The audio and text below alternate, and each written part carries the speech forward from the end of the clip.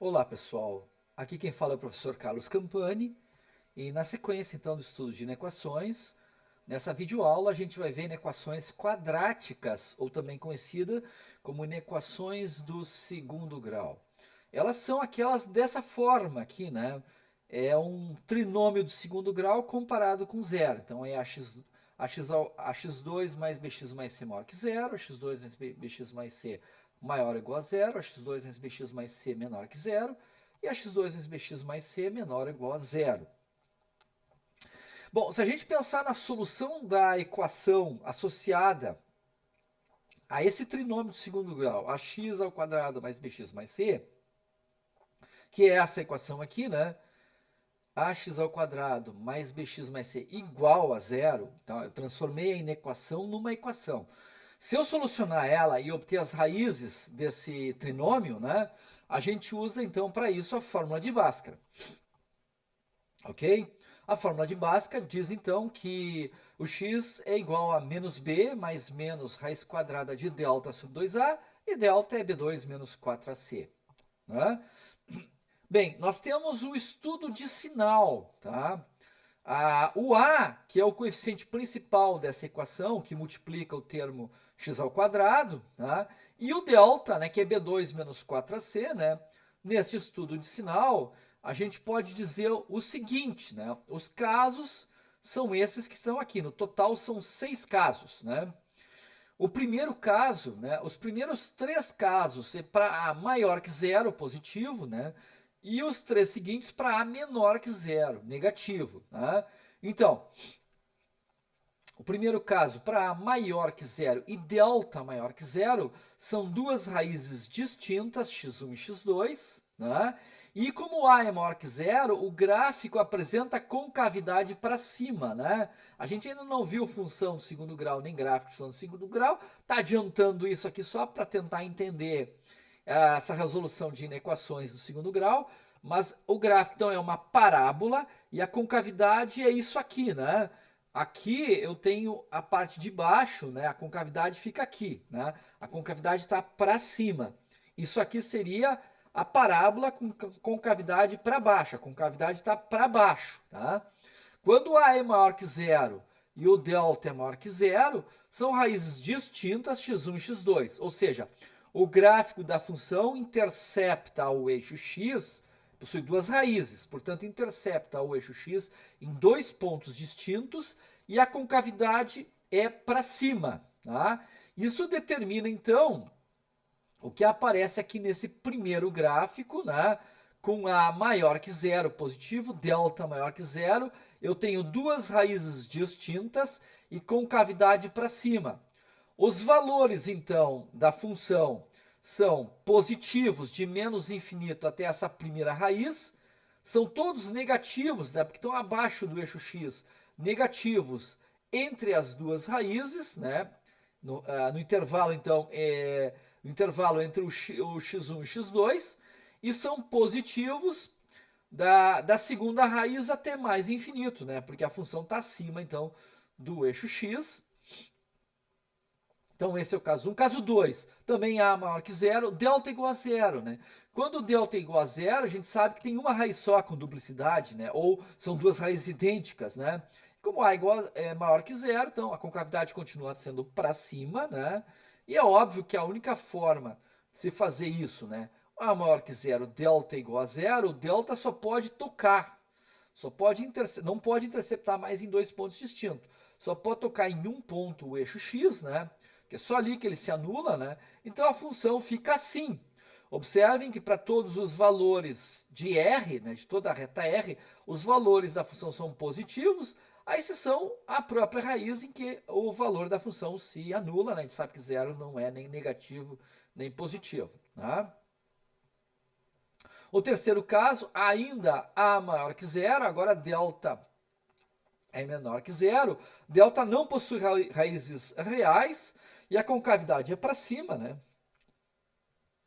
O caso tem que ser assim, né? Concavidade para cima, se o delta é menor que zero, não apresenta raízes reais, não pode interceptar o eixo x em nenhum ponto, né? Então é assim, e logo a conclusão que se tira é que a função é positiva, né? Maior que zero, para todo o R, né? Bem, agora vem os três casos em que o A é menor que zero. O quarto caso, A é menor que zero, delta maior que zero. São duas raízes distintas, x1 e x2, com cavidade agora para baixo. Com cavidade para baixo. Então, nesse caso, a concavidade é para baixo e a curva da função intercepta o eixo x em dois pontos, x1 e x2. É esse caso aqui, ó, que é apresentado aqui, ó. O A é menor que zero, né? E o delta é maior que zero, porque o A é menor que zero com cavidade para baixo, né? E delta maior que zero intercepta o eixo x em dois pontos distintos, duas raízes, x1 e x2. Observem que a função é negativa, né? Está abaixo do eixo x desde menos infinito até essa primeira raiz. Ela é positiva entre as duas raízes, entre x1 e x2, e ela é novamente negativa dessa segunda raiz até mais infinito, né? Porque o gráfico passa para baixo do eixo x. Depois, o quinto caso, o A é menor que zero e o delta é igual a zero, então temos uma raiz, né, com cavidade para baixo. É esse caso aqui, né? A menor que zero, delta é igual a zero. Então temos toda a curva da função abaixo do eixo x. O único ponto em que a função toca o eixo x é aqui na raiz, né? Então a função ela é negativa para toda a reta R, exceção apenas o ponto da raiz, né, em que ela é evidentemente zero. Finalmente, quando A é menor que zero e delta é menor que zero, a equação não possui raiz, a concavidade é para baixo. Então, a única forma de fazer isso é nesse caso aqui, né? A menor que zero, delta menor que zero. A curva está toda abaixo do eixo x. Logo, a curva, toda a função para toda a reta R, a curva está abaixo. Logo, para toda a reta R, os valores da função são todos negativos, ok? Bom, isso permite que a gente faça, então, solução de inequações desse tipo, quadráticas, né? A gente possa fazer, então, a análise de sinal. Vamos começar com essa aqui simples. X ao quadrado mais x maior que 6, né? Primeiro, não está na forma canônica. A forma canônica, eu tenho que ter um zero à direita da desigualdade, né? Então, basta passar o 6 para esse lado, né? Ou subtrair menos 6 dos dois lados. Fica x ao quadrado mais x menos 6 maior que zero, né? Estamos interessados nos valores positivos, maiores que zero.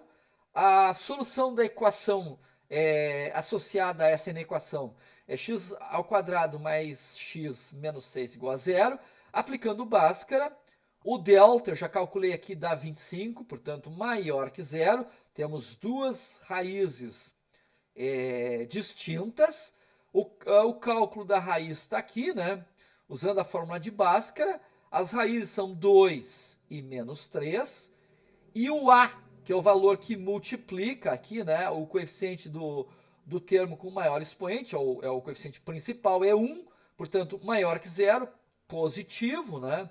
Então, temos delta positivo, A positivo, raízes 2 e menos 3. Nós temos esse caso aqui, A positivo, delta positivo, com cavidade, então, voltada para cima, cruzando o eixo x em dois pontos distintos, que são os pontos 2 e menos 3, né? Então, a função ela é negativa no intervalo entre o 2 e o menos 3 e positiva nos intervalos que estão fora, né? De menos infinito até menos 3. Então, positivo. E de 2 até mais infinito é positivo. Os intervalos que nós estamos interessados são os positivos, maiores que zero. Logo, né, a gente conclui que o intervalo, que é a solução dessa inequação, é o intervalo aberto de menos infinito a menos 3, unido com o intervalo aberto de 2 até mais infinito. É aberto porque a inequação, né, é maior que zero, não tem o igual, né? Então, aberto, ok? Agora, a solução desta inequação, que é uma divisão entre dois polinômios, né, duas funções do segundo grau, né?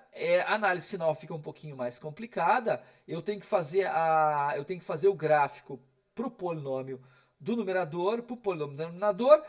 Na análise sinal, estou interessado nos valores positivos, maiores que zero, né? Então calculamos as raízes do polinômio do numerador e o delta, né? O polinômio do denominador, o a é 1, portanto o a é maior que zero. O delta eu calculei, dá 25, maior que zero. E as raízes são x1 igual a menos 3, x2 é igual a 2. Isso está mostrado aqui nesse primeiro gráfico, né? Delta maior que zero com cavidade para cima, desculpe, a maior que zero com cavidade para cima. E as raízes são menos 3 e 2, né? E o polinômio do denominador, observem que o a é menos 1, né? É menos 1. Então, o a é menor que zero. O delta eu calculei para esse trinômio do segundo grau. É 16, portanto, maior que zero. Raízes distintas. Calculei as raízes usando Bhaskara. x1 deu menos 1, x2 deu 3. É só fazer os cálculos esses direitinho em casa, aí vocês fazerem, vocês vão constatar que é isso aí. Portanto, se o a é menor que zero com cavidade voltada para baixo, raízes são menos 1 e 3. Portanto, os valores desse segundo caso, eles são positivos no intervalo entre menos 1 e 3 e negativos nos intervalos fora, né? Então, análise final. Aqui está a reta R para o numerador, reta R para o denominador e a terceira reta é para a solução. Numerador, né? Nós temos valores positivos abaixo de menos 3, negativos entre menos 3 e 2 e positivos acima de 2. Esse está aqui, positivo abaixo de menos 3, negativo em todos os intervalos entre menos 3 e 2 e positivo acima de 2. Para o denominador, nós temos valores negativos de menos infinito a menos 1, positivos de menos 1 a 3 e negativos novamente de 3 até mais infinito. Então, negativo de menos infinito até menos 3, né? Opa, é aqui, desculpa, é aqui. É essa aqui, né? Denominador. Negativo de menos infinito a menos 1. Então, até que o menos 1, né, que está aqui, é negativo. Positivo entre menos 1 e 3. Então, esses dois intervalos são positivos. E negativo de 3 até mais infinito, negativo. Agora fazemos a análise final. Mais com menos dá menos, né? Menos com menos dá mais, né? Os sinais da divisão, né? Mais dividido por menos dá menos, menos com menos dá mais, menos com mais dá menos, mais com mais dá mais com menos dá menos. E nós estamos interessados nos valores que são maiores que zero, portanto, positivos. Nosso interesse então é nesse intervalo e nesse, tá? E observem que a desigualdade não tem igual, portanto, são intervalos abertos. Portanto, não preciso me preocupar, se fosse intervalo fechado, tinha que me preocupar com as raízes do denominador. Não preciso me preocupar, são intervalos abertos. Então, fica o intervalo aberto, menos 3 a menos 1, intervalo aberto de 2 a 3, que é isso que está aqui, né? Na solução final, então, em notação de intervalos, né? Então, pessoal, com isso a gente conclui essa videoaula de inequações, né? Teremos mais uma videoaula de inequações, a última. Ok, pessoal? Então tá. Tchau!